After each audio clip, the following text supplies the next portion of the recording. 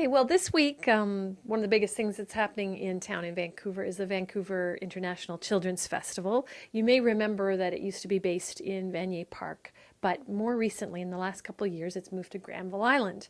And with that move, it's also sort of put more emphasis on stage shows for children. And there's sort of a growing movement, a boom in stage shows for children around the world right now. And they are drawing troops truly from across the planet. The big draw this year is an African circus troupe called Cirque Zuma Zuma. And there's a very interesting story behind this circus troupe.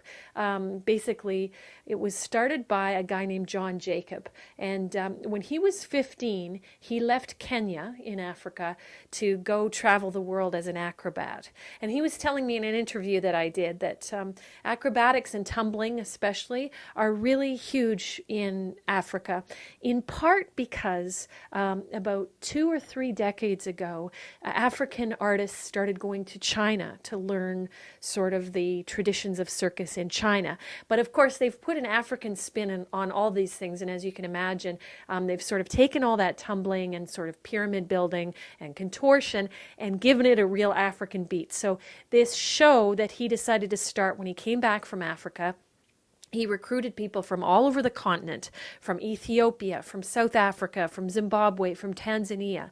He found the best acrobats he could find to form this troupe that he now takes around the world.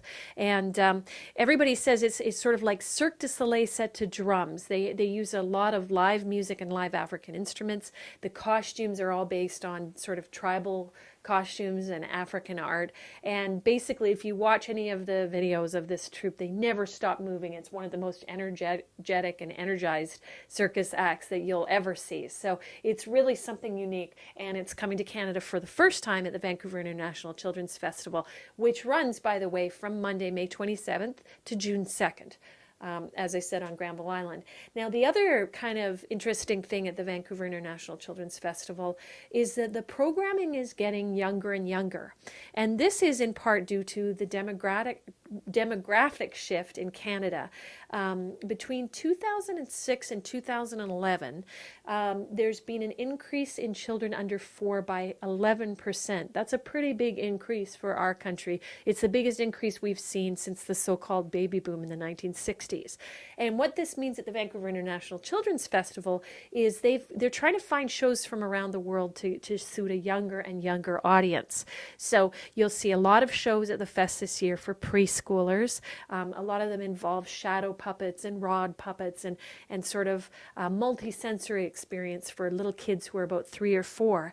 But for the first time, they also have a show this year that's geared specifically at babies and toddlers. Now, this is something that we're starting to see in Europe more, where they actually have stage shows for babies and toddlers, but it's not something that's really ever been done here before, and it's never been done at the Children's Fest before. So the show that they're bringing in is from Norway. It's called Sparrow, and it's not a traditional storyline. It's got music, and it's got little bird puppets and little eggs, and the little babies and toddlers can come right up on the stage and interact with the people on the playing area. And they're actually not going to allow anybody into the theater other than parents over 24 months because they want the babies and toddlers to be in a safe environment. So it's a very interesting experiment that the Children's Fest is doing this year, and it'll be interesting to see. I think it's a form that you'll be seeing more and more of in North America, but we're getting our first taste of it now. So head on down to Granville Island if you want to take the kids or the grandkids out to see shows this weekend.